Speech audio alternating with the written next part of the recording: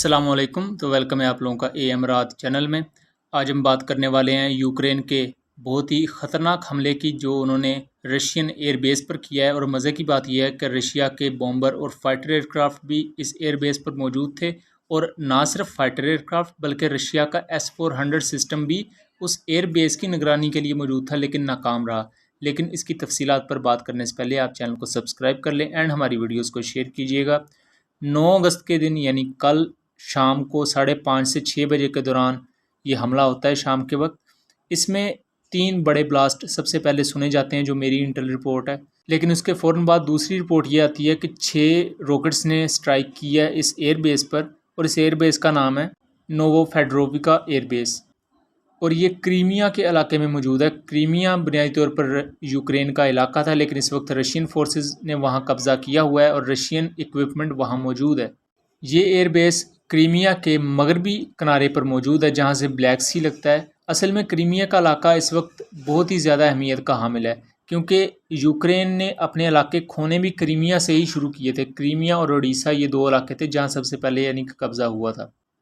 Crimea बहुत ज़्यादा अहमियत का हामिल भी है, क्योंकि इससे डायरेक्ट एक तो रास्ता जाता है टर्की की तरफ, यूरोप की तरफ बहुत से रास्ते जाते हैं, और ब्लैक सी लगता है जहाँ रशियन नेवी इस वक्त बहुत ही ज़्यादा हैविली डिप्लॉयड है, और यूक्रेनियन नेवी की तो वैसे ही कमर टूट चुकी है। इस जंग को अगर शुरू से देखा जाए तो दो तीन चीज़ें हमारे सामने निकल कर आती हैं कि रशियन एयरफोर्स ने डोमिनेट किया, स्ट्रेटजिकली हर लिहाज से उन्होंने यूक्रेन को तबाह कर दिया। रशियन नेवी ने बहुत अच्छी परफॉर्मेंस दी, लेकिन एक चीज़ जहां रशिया ने बहुत ज़्यादा मार खाई और मार खा भी रहा है, वो है उनकी armed forces, land forces. Land forces में यूक्रेन ने बुरी तरह इस वक्त पीटा है रशिया को, और रशिया उसके ज़ख्म अभी तक चाट रहा है। क्रीमिया पर मौजूद ये एयरबेस जहां 6 हाईमार्स रॉकेट्स ने स्ट्राइक की है, वहां Russian 43rd naval assault aviation की रेजिमेंट मौजूद थी, जिसमें Su-24 जहाज़ थे, Su-30 SM जहाज़ मौजूद थे, और Tu-134 बॉम्बर एयरक्राफ्ट भी मौजूद थे। और ना सिर्फ ये बल्कि रशियन एयर डिफेंस लेयर मौजूद थी, जिसमें S-400 एक्टिव थे। मतलब S-400 इस पूरी की पूरी एयरबेस को प्रोटेक्ट करने के लिए वहाँ डिप्लॉय किए गए थे।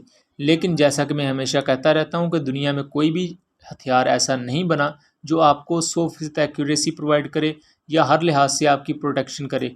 हर हथियार में कुछ प्रोज एंड कॉन्स होते हैं। सेम एज आपने देखा कि ये गाइडेड रॉकेट सिस्टम्स थे जो कि बैलिस्टिक ट्रेजेक्ट्री को बुनियादी तौर पर फॉलो करते हैं। ना तो ये दरमियान अपनी ट्रेजेक्ट्री के दरमियान कोई मनूवरेबिलिटी कर सकते हैं, जैसा कि क्रूज़ मिसाइल करते हैं, जैसे हमारे पास राद और बाबर क्रूज़ मिसाइल्स हैं।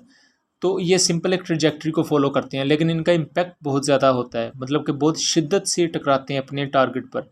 तो S-400 इनको नहीं रोक पाया। ये ओपन एंड शट पाता है, और इससे पहले भी यूक्रेन के पुराने टोशका यू मिसाइल्स को भी S-400 नहीं रोक पाया था। इससे हमें long range air defence systems की एक और खामी निकल कर सामने आती है कि इनके मिसाइल्स बहुत बड़े होते हैं, बहुत लंबी रेंज तक इन्होंने जाना होता है। उसके लिए मिसाइल्स इनके काफ़ी बल्की होते हैं, इसलिए अगर ज़्यादा रेंज तक ये जाते हैं तो इनकी एनर्जी चूँकि निस्बतन कम होना शुरू हो जाती है, मनूवरेबिलिटी पर भी असर पड़ता है, और इनकी इंटरसेप्शन भी एक हद तक वीक होती है। लेकिन अगर आप रशिया के close range air defence system Buk जैसे जो उनके सिस्टम्स हैं उनको देखें तो उन्होंने बहुत अच्छी कारकर्दगी दिखाई है। सेम एज़ इंडिया के पास S-400 है, हमारे पास HQ-9 है, लेकिन मैंने हमेशा ये बात कही है कि जो short range air defence systems होते हैं वो ज़्यादा कारगर होते हैं बजाय के long range air defence systems के। इस एयरबेस पर काफ़ी ज़्यादा नुकसान हुआ है, लेकिन अभी तक मैं इस बात को हरगिज़ कंफर्म नहीं करूँगा कि कोई जहाज़ों को भी नुकसान हुआ है या वहाँ के S-400 सिस्टम्स को भी नुकसान हुआ है। लेकिन एक बात कंफर्म, आप इस वक्त स्क्रीन पर तस्वीर देख भी सकते हैं कि अच्छी खासी वहाँ तबाही मची हुई है। अब इस सब नुकसान को छुपाने के लिए रशियन डिफेंस मिनिस्ट्री क्या कहती है कि वो इस पूरे के पूरे वाक़े को मानने से ही इनकार कर देते हैं, और रशियन डिफेंस मिनिस्ट्री शाम के वक्त ही इस वाक़े के तकरीबन 1.5-2 घंटे बाद ये अपना बयान जारी करती है कि ये वाक़या किसी एक्सीडेंट की वजह से पेश आया है। हालांकि ये बात ज़रूर याद रखनी चाहिए कि इसके नज़दीक ही एक एमुनिशन डिपो है। एमुनिशन डिपो बिल्कुल सही और महफूज है, उस पर यूक्रेन ने हमला नहीं किया। यूक्रेन ने इस एयरबेस पर हमला किया। अब ये सिर्फ रशिया की तरफ से एक बहाना है अपनी नाकामी को छुपाने के लिए, और रशिया ने 60 दिन के लिए एमरजेंसी डिक्लेयर कर दी है। नॉर्मली तो वहाँ जंग लगी हुई है, एमरजेंसी तो एक किस्म की है वहाँ, लेकिन एमरजेंसी स्टेट में भी दोबारा से एक 60 डेज़ के लिए एमरजेंसी अलर्ट वहाँ जारी कर दिया गया है। अब ज़ाहिरी बात है क्रीमिया वो इलाका जहाँ से मुख्तलिफ ब्लैक सी के थ्रू और आगे जो यूक्रेन के बाकायदा इलाके लगते हैं जिनमें दोनबास है, बाकी इलाके भी हैं, वहाँ असला वगैरह भी सप्लाई किया जाता है। और यहाँ अगर यूक्रेन ने इतनी बड़ी स्ट्राइक की है और इतने बड़ी एयरबेस पर अच्छा खासा इंफ्रास्ट्रक्चर का नुकसान हुआ है, ये बात तो मैं कंफर्म कह सकता हूँ। तो उससे रशियन जो सोल्जर्स हैं उनके हौसले ज़रूर टूटे होंगे। यूक्रेन के हाईमार्स सिस्टम, या इन्हें सादा अल्फाज में आप multiple guided rocket launch systems भी कह सकते हैं, जैसे पाकिस्तान के पास अल फतेह गाइडेड रॉकेट लॉन्च सिस्टम है, इसी तरह हाईमार्स का जो नाम है वो M142 है। ये 2010 से प्रेजेंट है अपनी सर्विस में, और इसकी जो यूनिट कॉस्ट है वो $3.8 मिलियन है।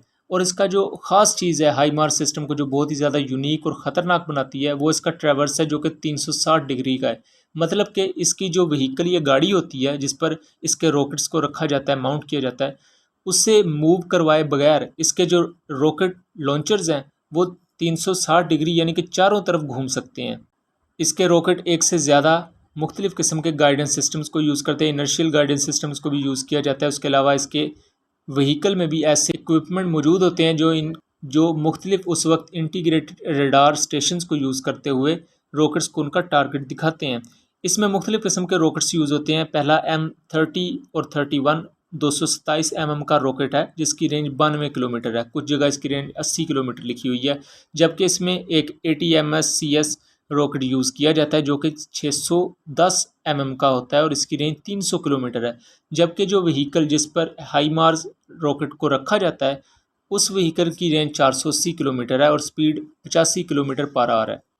हाईमार्स सिस्टम इस वक्त रशिया के लिए सरदर्द बने हुए हैं। ना तो रशिया के S-300, ना ही रशिया के S-400 और ना ही रशियन एयरफोर्स इनको तबाह कर पा रही है, क्योंकि यूक्रेन इनको ऐसे इलाकों में जाकर यूज़ कर रहा है जहाँ ज़्यादातर झाड़ियाँ हैं या जंगलात हैं, जिसकी वजह से हवाई बमबारी इन इलाकों पर करना काफ़ी मुश्किल हो जाती है। इवन टारगेटिंग पोर्ट्स भी अगर यूज़ किए जाएँ तो कुछ वहाँ का मौसम भी सर्दी वाला है, नमी होती है हवा में, तो ये चीज़ें भी काफ़ी इफ़ेक्ट कर रही हैं, जिसकी वजह से आप वहाँ स्ट्रेटजिक बॉम्बिंग भी इस वक्त नहीं कर पा रहे। दूसरी तरफ यूक्रेनियन लैंड फोर्सेस बहुत अच्छा लड़ रही हैं। उन्होंने रशिया की बहुत ज़्यादा तादाद होते हुए भी उन्हें बहुत अच्छा रोक के रखा है और ये जंग दिन ब दिन एक नया रुख इख्तियार करती जा रही है। उम्मीद करता हूँ चीज़ें क्लियर रही होंगी। मिलेंगे अगली वीडियो में, तब तक के लिए अल्लाह हाफ़िज़।